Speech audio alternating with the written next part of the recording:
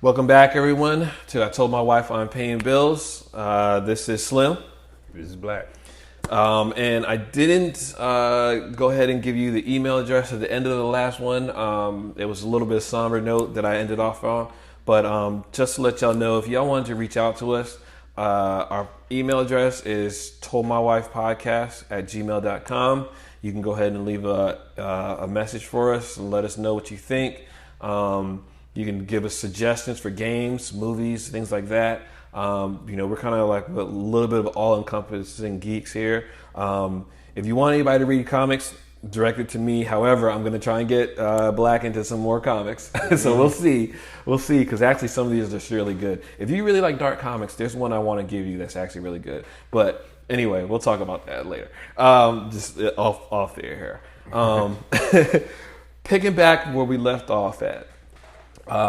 We had just finished off at the Arkham Asylum scene. Yep. Nightwing was just killed by Robin, and it was just a moment of chaos. And Robin just did something really stupid.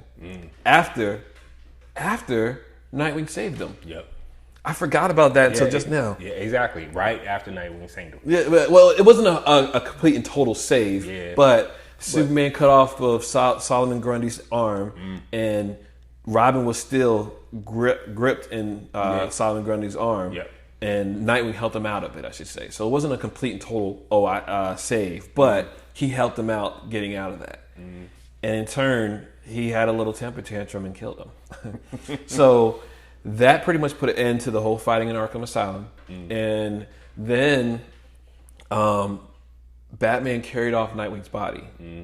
Everybody dispersed from there. Yep. And later on, you see Superman show up to Catwoman. She's breaking. She just broke into somebody's house or whatever, stole something from them, and she thinks Superman's going to try to get her. Well, he's like, "Look, you need to go see Bruce. Nightwing's dead." Yeah. And she was like, "Well, you're his best friend. Why don't you go see him?" Right. He's like, "Nah, it's too much has happened. Yeah. You just need to go. I still care about him at this point, but I'm not going to be the one to be there for him." So tell me your thoughts on that scene, because that it also shows a little bit more of going back to the whole Superman and Lois relationship. Yeah. So tell me your thoughts on that scene with the two of them. Well, there you go with the human element again. But this time it's Batman. But this time it's Batman. Right. You have to. They don't. Best friends. They have a disagreement. One friend is going to the dark side. One friend is trying to keep that particular friend from going to the dark side. So right now they have this thing where they still have this mutual respect for one another. They understand, but it's just it's a lot of animosity and a lot of bitterness too, because Superman couldn't understand why Batman wouldn't kill the Joker. If he would have, none of this stuff would happen. So Batman can't understand, why Superman went that far, why he crossed that line to kill the Joker, right? Knowing what Justice League stands for. So there you have that disconnect right there, right? So they still have a mutual respect for one another, but not enough to be like, well, I'm going to go console him. He's my friend. No, right. You go handle that, Catwoman. Yeah, you go handle that. And when she actually goes to the Batcave, she's walking down the stairs, and she's noticing, Bruce Wayne, Batman. He's punching the hell out of this thing he uses to train with. It's sort of like don't know the official name of it, but it's one of those kata dummies or something. I forgot. I used to know it long time ago, but it's basically what people practice their katas on. Yeah, exactly. Martial arts. So he's actually punching it, and he's punching it so much. He's hitting it hard. He's punching it so much that his hands are bleeding. So that scene in Tell was pretty intense. Yeah. And Catwoman, the first time I actually saw him shed a tear. You know, and that was like straight like emotion, because you see, as cold as Batman seems to a lot of people, excuse me, to a lot of people, a lot of characters in the DC universe, they're just like, oh, Batman doesn't care. There was even at one point where, when Superman shows up earlier before Nightwing dies, he was like, you know, they kidnapped my dad and you didn't care. And Batman was like, I do care. It's crazy because he's so stoic in a lot of stuff, and you don't see emotion on his face. A lot of people think he doesn't care, but they're not looking at his actions. Batman does, of course. I think it has something to do with his whole psyche of everything. Batman just doesn't show emotion very easily. Yeah. But then in that moment where his adopted son, and I'm going to stop saying adopted son, because basically Dick Grayson's just his son. In that moment when his son dies and he just didn't know what to do and how to handle it, that was just really powerful. And it took Catwoman, his one woman, to break him down, and was just like, stop hitting that dummy.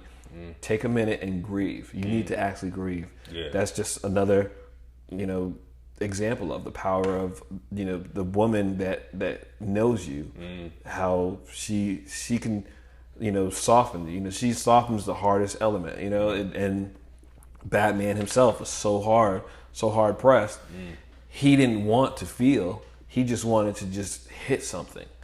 And he didn't want to hit a person, which he could have done. He could have turned to the dark side like Superman. Yep. He experienced a loss, you know, but instead of actually hurting someone, he hurt himself instead. Yep. And Catwoman came to him and she was just like, just grieve. Just take a minute. She's like, I'm going to be here for you. I'm not going to let you go. Just grieve.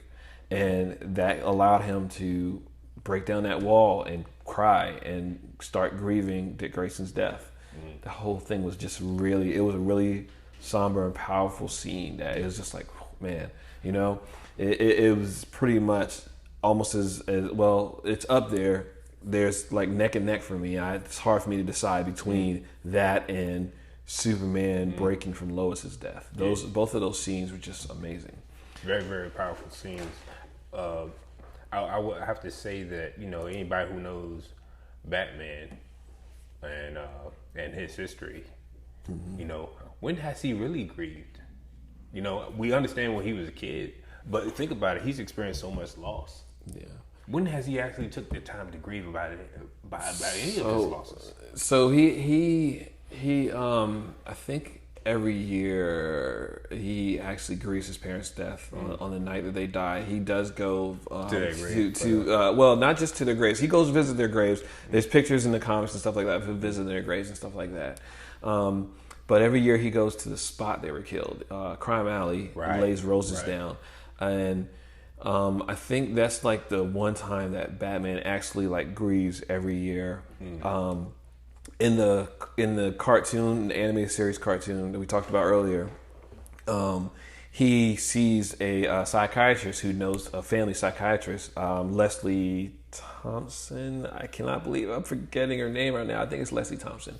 He sees Leslie, and she knows that he's Batman and Bruce Wayne, and she helps him get through a lot of issues. But in Batman the Anime Series, you see him grieving a lot more. But correct, he's not known for doing that emotion. You know, just showing the grief. He has a lot of loss in throughout his life in the comic books, on TV, cartoons, and everything. But every time that loss happens, it's just like, okay, I need to move on. Right. Well, you do see him accepting some of his losses, and you see him hurting for some of his loss. And actually, there's a lot of like different things in the comics and stuff like that where you actually see him like just taking a moment to himself. He's in the full costume except for his cowl. He'll take his cowl off, and he's just sitting in his chair, just trying to decompress from everything. You know. Yep. So that scene itself is so powerful, and then that takes it on after Nightwing dies. and all that happens, they're still dealing with Hero Harley. She doesn't say Hero Harley yet, but No. she's Hero Harley. Yeah. They're still dealing with Hero Harley and Green Arrow. Well, after all that happens, he doesn't go back to the Batcave. He's Batman. He's got different little satellite bases set up all around different cities, and so they all go into one of his little satellite bases. One of the safe houses, and I think this is one that Superman doesn't know about, of course. But he goes to all these different places, and they make up a plan to go to the Fortress of Solitude. Now that plan wasn't a smart plan. It was a smart plan, but it wasn't a smart plan. So after Pa Kent gets kidnapped, Superman thinks the only place that Pa Kent can go is to the Fortress of Solitude. They have to go get something called a Red Sun Cannon, I think. It was Red Sun Cannon, right? That's what it was. Yeah. So either way, though, it's just a device to depower Superman, calm him down, and get him to take his powers away, so he can stop losing his mind, basically. And they try to get into the Fortress of Solitude. They get Catwoman to pick the lock, which is hilarious because it's a giant lock. So they get her to pick the lock, and this is something from the comics that is pretty funny. So Superman has the Fortress of Solitude with a giant door and a giant lock that's like bigger than most people, right? He has this key that only he could lift. Well, him or anyone else who's a Kryptonian or that strong. It's made out of like I think it's called like a dying star or something like that. But it's crazy. The key is massive. And for them to open that door or whatever, for her to open the lock without the key, I'm like, what is she actually doing there? And then how does she get the door open? Like the door automatically slide open or, but anyway. They get inside and they see Pa Kent is inside, and they're like, holy crap, we need to get the heck out of here now. And before they get a chance to get out of there, they turn around, Superman's right there. Right there. Now, before I lead into the rest of this episode, something else important that comes up, we're going to jump back a little bit, because one of the things that happens after Robin leaves, Batman says, I'm done with you. Robin goes to his grandfather. Ra's al Ghul. Ra's al Ghul. So, Ra's al Ghul, he's like, okay, Ra's al Ghul is pretty much like Batman too. He's like he's a genius. He makes plans after plans after plan. He's got a backup for his backups to back up the backup. It's just different stuff that Ra's al Ghul does. So Robin came to him, and they start training again. And Ra's al Ghul talks Robin into bringing Superman over so he can help Superman out. Superman talks to him. He's like, "Look, I can help you." First time Superman turns him down, says no. Then Superman actually goes back to him. I can't remember why he goes back to him. And I just saw the movie last night. This is so funny. I should have wrote that down. I think he goes back to him. Something happens. Yeah, and I'm trying to remember what happened. I forgot what it was. I don't know if it was because Pa Kent was kidnapped or not. But whatever happens, it sends Superman back to Ra's al Ghul and was like, okay, what can you do for me? And Ra's al Ghul actually shows him a robot. So I see that you had a note here about the robot. Yeah. So what was that thing? So that robot is a famous DC robot called Amazo. Yeah. So and see, ladies and gentlemen, I'm gonna tell you something. I am bad with names sometimes, so my memory is like sometimes you can actually tell me the names, but I think that is Amazo is the name of the robot. But basically that robot was created by Dr. See, now I can't remember. I'm going to do some research and come back, but that robot was created actually by another person in the DC universe, and he's actually designed to mimic these people's powers like in seconds and then come back and he can actually use their powers against them, and he grows stronger. He's like a sword of Gryffindor takes in what makes him stronger. That's a little Harry Potter reference. But anyway, he actually will, he does. He takes it in, mimics the people or whatever, and he's technically supposed to be indestructible. They got to find a way to destroy him. So that's, in this movie, he's actually created by Ra's al Ghul, and Ra's al Ghul talks him into using that. Superman also tries to go to Mr. Terrific. Do you know who that is? Yes and no. Yes, I know he is because of the movie, but no, I didn't know him prior to that. Okay. So basically, Mr. Terrific is he's like wasn't he a criminal? No. He's actually like one of the smartest beings in the planet. And he's the smartest beings in one of the smartest beings in the DC universe.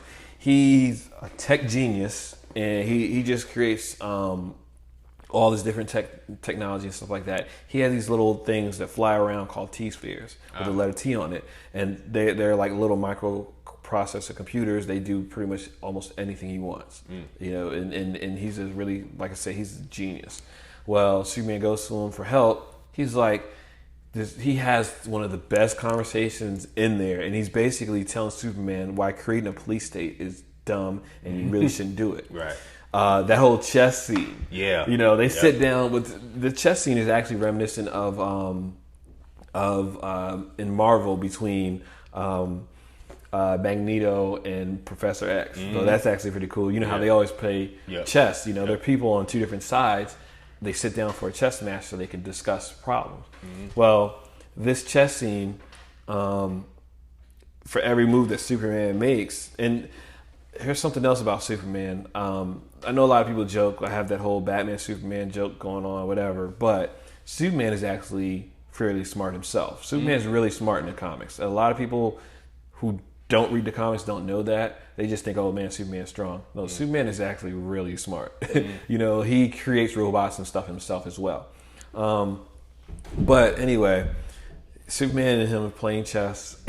And when they're playing chess, for every move that Superman makes, he has a counter move. And he's telling him through all this different stuff they're saying. Like Superman is like, well, we need to get rid of guns. And then so Mr. Terrific's like, okay, let's get rid of guns. Okay, fine. Let's get rid of cigarettes. Superman's why? Because cigarettes kill more people than guns do. Exactly. Then he goes, well, there's something else, Superman says. And he's like, okay, well, then let's get rid of cars. It's like, what? Why? Because, accidents is this many a year. He's like, in that case, And so... You think of all these scenarios. Yeah, and so for everything Superman says, Mr. Terrific comes back and he's like, you can't control every element of human life. By doing that creates more chaos than order. Yep. And Superman just still doesn't see that. So going back to Ra's al Ghul, Ra's al Ghul will do that. He creates the robot, and I think he basically either he duplicated or he created the T-spheres for Mr. Terrific, but they locked Mr. Terrific up. So that was that's how he ended up behind bars. They had to go bust him out. Right, exactly. Yeah. So that's what I said. He wasn't a criminal, but he ended up behind bars because he wouldn't agree with Superman. So yeah, but so that takes us back to Ra's al Ghul, Superman teaming up. So flying back over to the Fortress of Solitude, Pa Kent is in there. They freak out. They turn around. Superman's behind them, and they're like, "Oh crap!" So Batman thinks really quick, and Superman's trying to get out. Everybody's trying to get away from Superman because it's just chaos, and Batman runs to go get a Phantom Zone projector to get some for a secondary plan. Like I said, Batman has extra plans. And in that, he went ahead and while he was getting the projector, Green Arrow's trying to get everybody to just scatter and get away. He's like holding a kryptonite arrow, and he's just like, Superman, don't make me shoot you with this. Right. Please don't make me shoot you with this. I remember. Yep. And Superman's like, you know, you need to get out of here now. You know, my dad's in here. Get out of here. And there's something else I skipped over that was really important. This is before the chaos erupted. Superman comes down and tries to get them, but the Atom is inside. They got the Superman. Yeah, that's right. That was actually really right. cool. Yeah. The Atom, because he had some type of kryptonite. He had a small shard of kryptonite. Shard, you know, and it was very in his head, the microscopic version. Yeah. And he was between one of his brain synapses, and that cripples Superman long enough so they can try to get. They were trying to go for that cannon, but Ra's al Ghul showed up and saved Superman with another thing that's really jacked up because you see the Atom die in that. He ends up he basically put some type of gas in. Basically it was cancer radiation gas. You know, so basically it was radiation that would kill the Atom, but it wouldn't hurt Superman. Right. So and he basically gets Superman back on his feet. So. While Superman's standing there, basically trying to protect his dad and Ra's al Ghul standing behind him, which, you know, it's funny. In a different world, I would wonder if Ra's al Ghul pushed him. But anyway, while Ra's al Ghul's dad standing behind him, Green Arrow's with an arrow pointing on him. It's like, look, just don't make me shoot you. I don't want to shoot you. Superman gets ready to move. He lets that arrow go. Superman just knocks the arrow aside, willy-nilly, like an idiot. Hits his dad. And hits his own dad. And so there's another law Superman has. His dad, you know, and it's just like, come on. Yeah. What are you going to keep doing to make Superman get more and more evil? Right. You know, it's like, why does this keep happening to Superman? So anyway, all that happens. Superman beats the crap out of Green Arrow. And then... you know, they ended up, you know, like he kills Superman. Oh, you know what? I'm sorry. I got that mixed up with the actual comic. So in this one, he just shoots a beam at Green Arrow. That's what happens. He shoots a laser you know, his laser vision at Green Arrow, kills him instantly. Then Batman comes back with the Phantom Projector, sees him, and tells everybody to leave, scatter. Well, while Superman's tending to his dad, everybody leaves. They get back to the Phantom Zone Projector. They get the Phantom Zone Projector back to the mini Batcave, another one of the satellite places, and they figure out a way to break Mr. Terrific out. We're going to fast forward a little bit here because I want to get into the game and stuff too. So, they break Mr. Terrific out, and he, you know, they create a different type of Phantom Zone Projector, you know, but before Pa Kent dies, he tells Superman, he tries to reason with Superman, but he tells Superman to just calm down, let them go, let them leave. That's how they get away, is because Pa Kent tells them let them leave. But you know, basically in that moment after Pa Kent dies, that's pretty much when Ra's al Ghul knows I got him. I got Superman. So they come up, they create a police state, they let the Mazo robots go, then when they do all that, you know, that ended up seeing what Mr. Terrific talked about. You end up seeing the robots basically, you know, they attack a guy for accidentally, he let a piece of trash fall on the floor. He attempted to throw it in garbage, right? But it didn't make it. Right. You know, it fell on the ground, so the robot sees it and it establishes that it's a crime. Yeah. In its head, and it just totally just blows up the vehicle with the guy in it. So all that happens, you know. So like I said, they break Mr. Terrific out of jail, and you know, with a whole bunch of different stuff, and you know, I did say we're paraphrasing here. We're gonna speed through the rest of this because I want to get to the game again, and I want to get to some of our other points that we had came up with. They break him out. They find an alternate universe.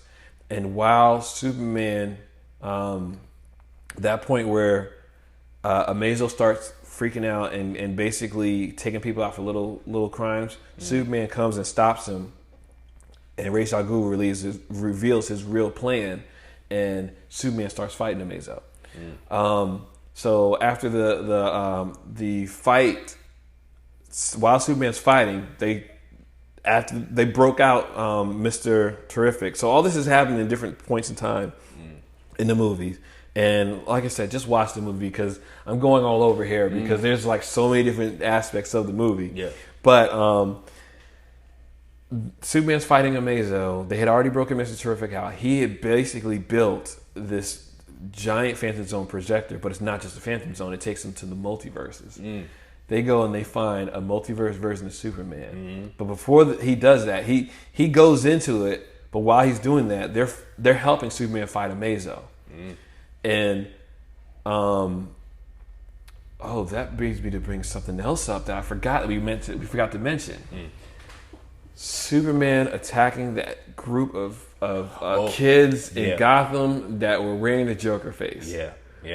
That was.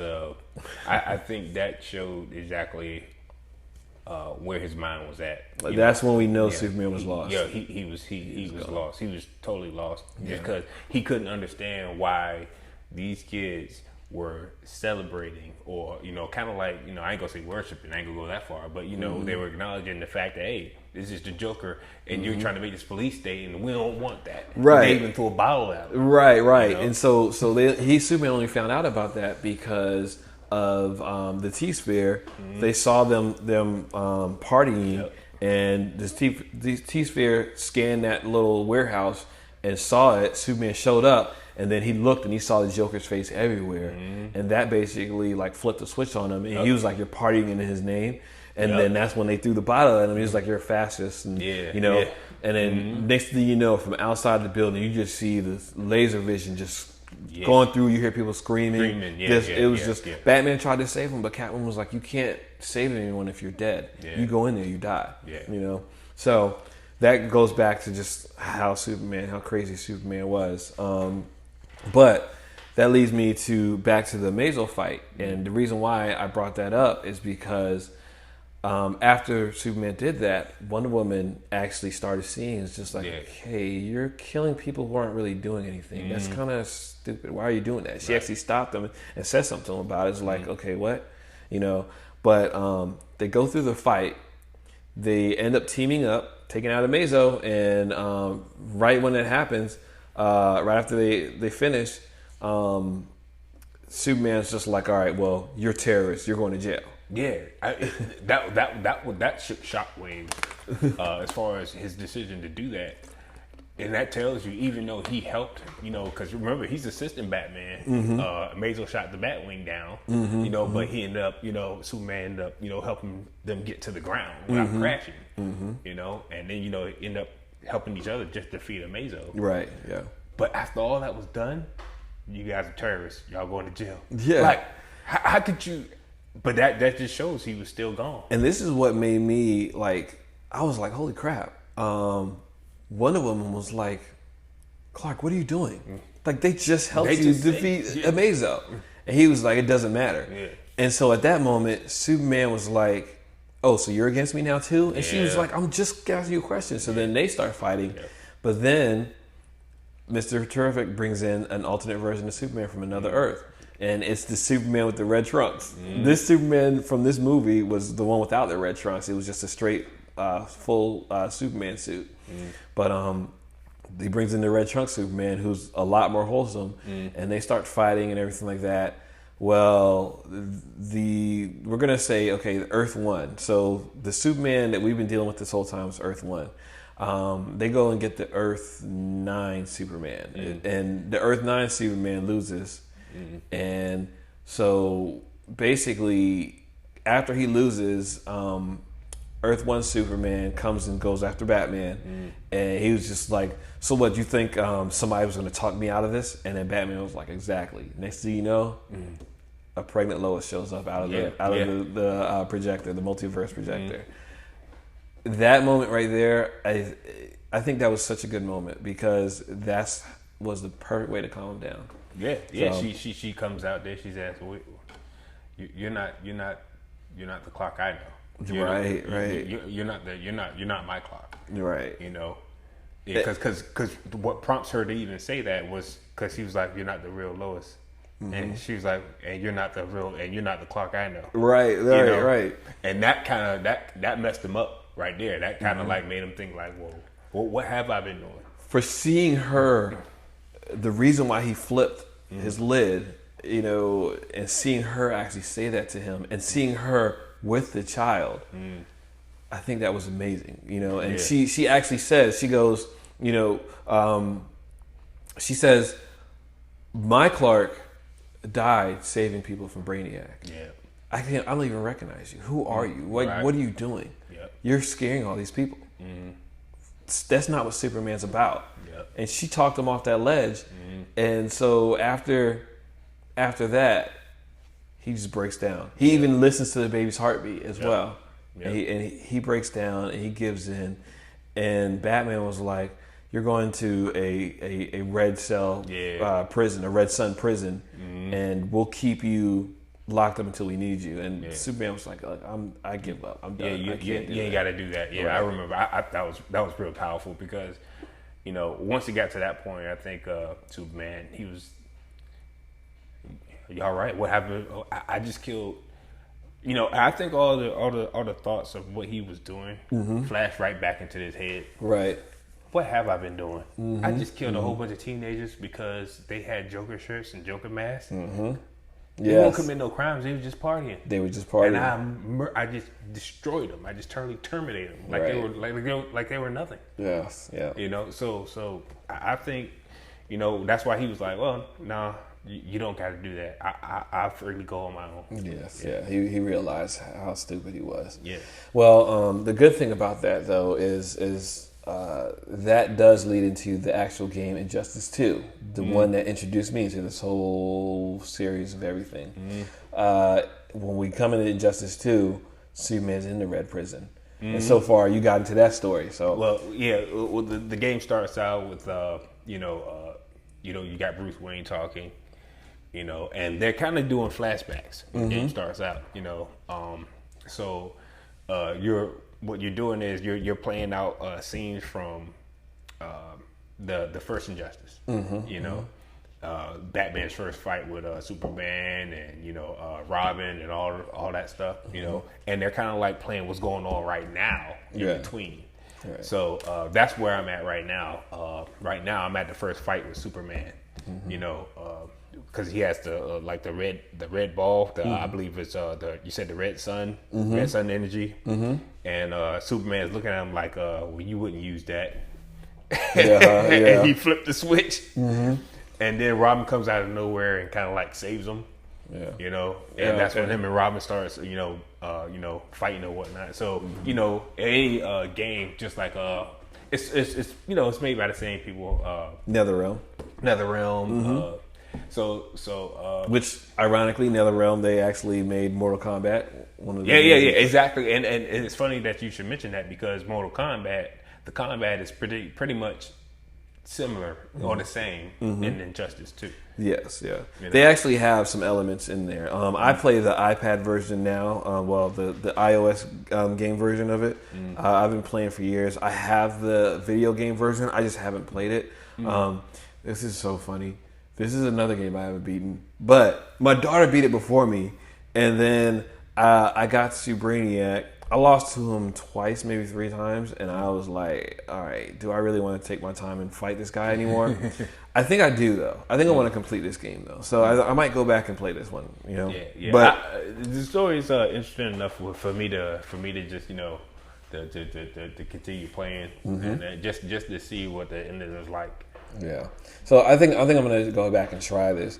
But the difference between the movie and the game is pretty big. And the difference between the movie and the comics is big as well. So in the game, the storylines, you have more Green Lanterns in the storyline. Aquaman. In the movie, Aquaman just disappears. In the game, Aquaman is a bigger part of it. Yeah. See, I was wondering what happened with Aquaman. He just... I mean, in the movie, you see him saying that, well, I can't take a part of what you're trying to do, Superman. I'm out. Yeah. Atlantis is not going to bend to your rules. Right, you know? You know, and then, I mean, Atlantis always stays by itself anyway. Yeah. You know, Atlantis is just Atlantis. So, and that's you know, a big difference. And the game the gameplay is really good because it is a fighting game and you're playing with the different superheroes.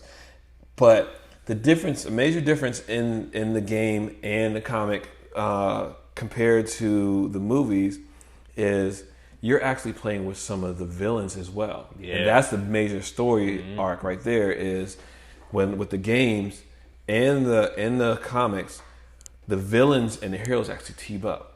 So that's one thing that I wanted to say in the comics is, they're missing a lot of elements. They have, in the comics, they actually have Commissioner Gordon.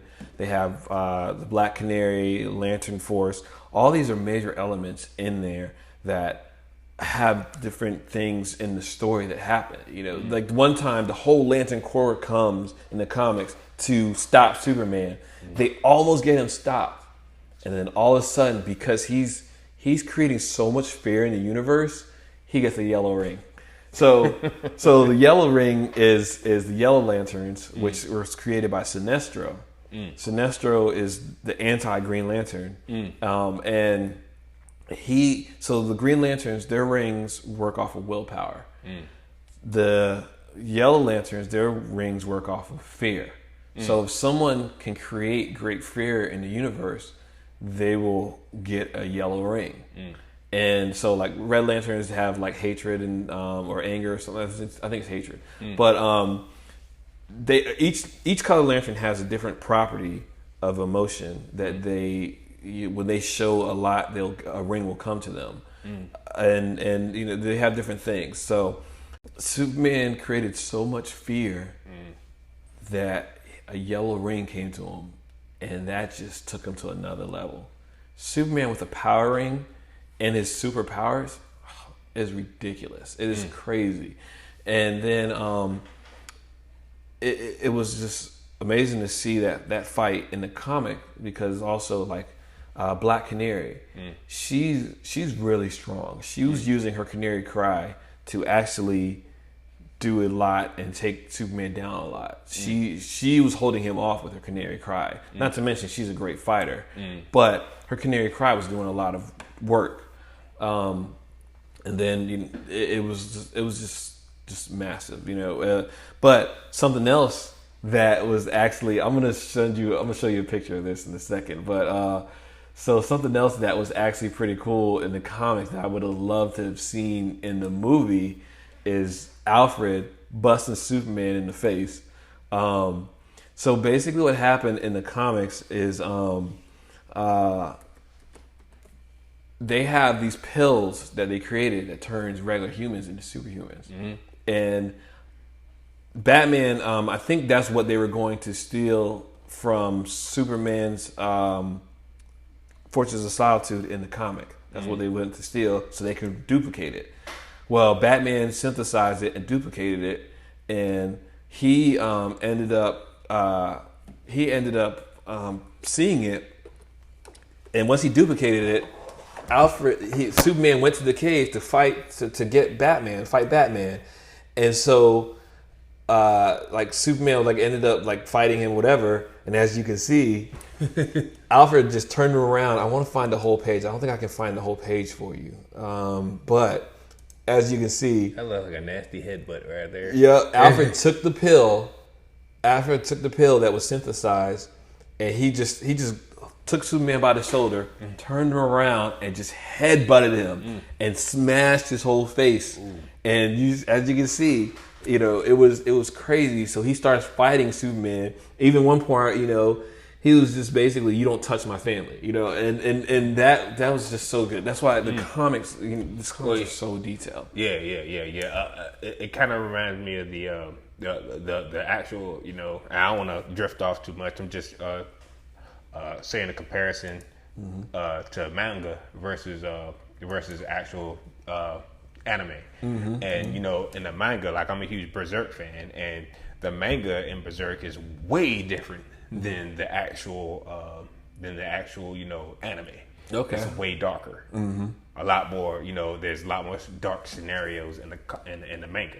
But that reminds me of that. Yeah, well, we gotta actually go into that. I didn't know that you were that big into manga and anime. Only with certain Okay. Only with certain like I'm not a huge Naruto fan or anything like that. I'm more of it's a Berserk. I kind of like focused on that. I didn't really mess with anything else as far as like going, because Berserk had gripped me in so bad that that I was like, I mean, this is what have I been missing here? The manga is that good.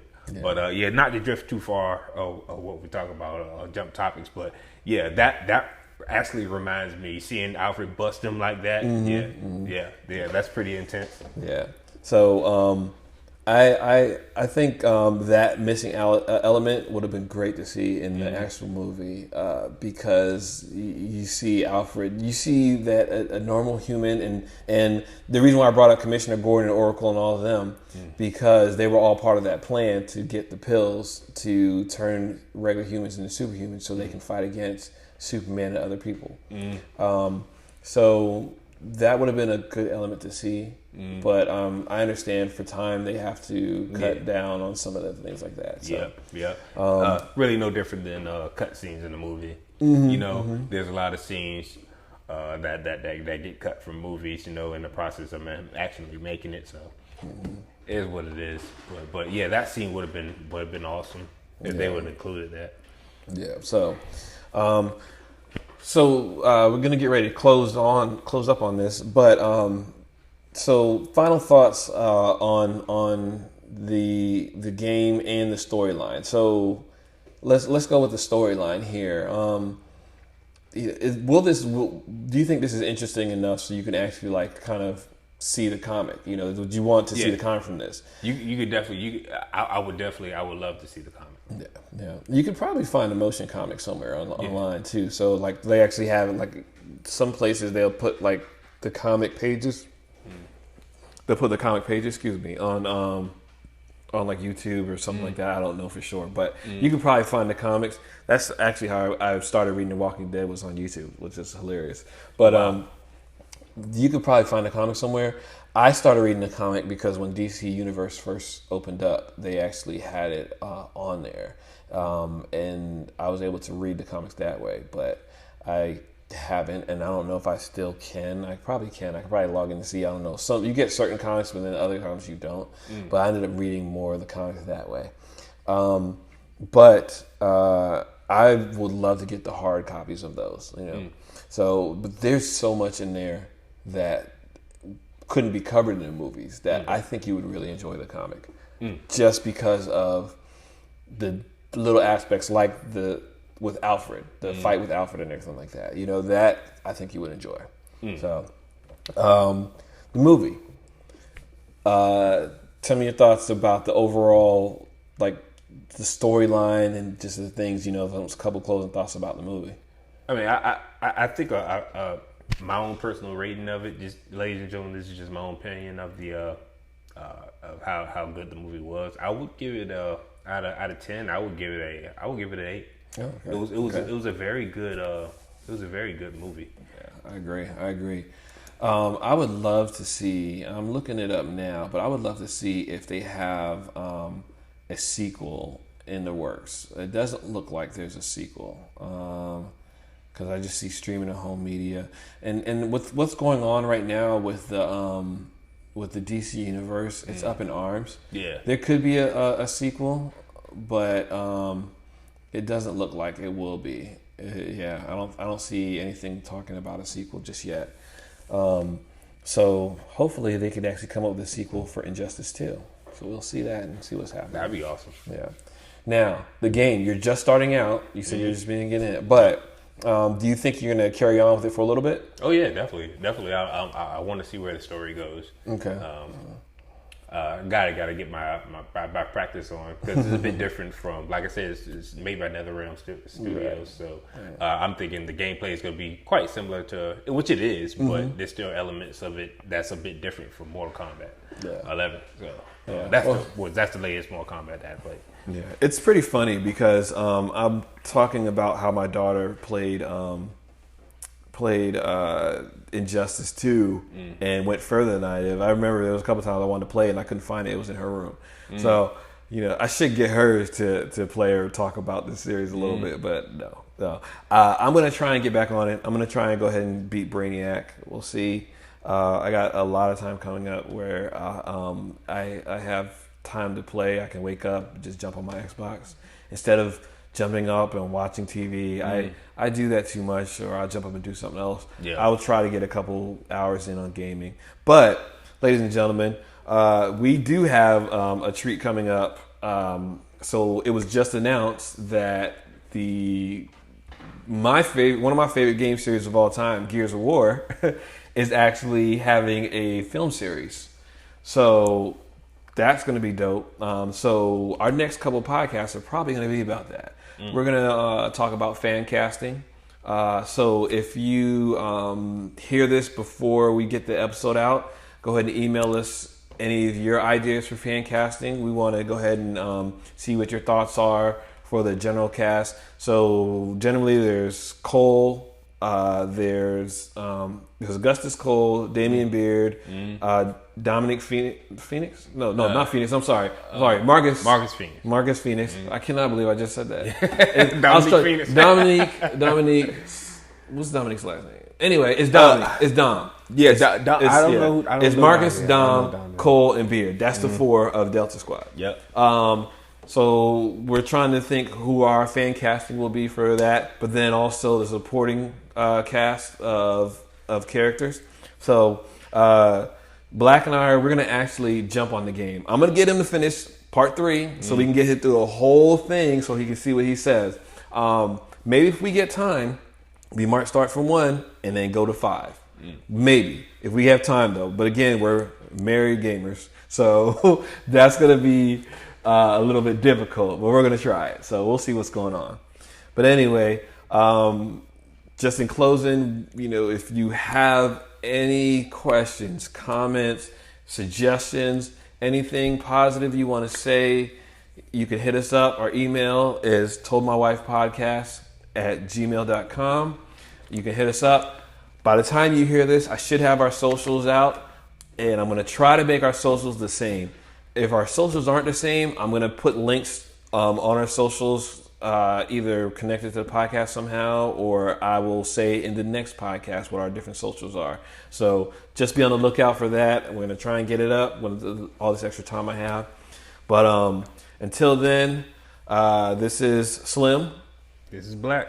Signing off. Just wanted to say, everyone, happy watching, and hope to see you soon, and hope you listen to us again soon. We're just happy to have this going on, everyone. All right. Thanks a lot.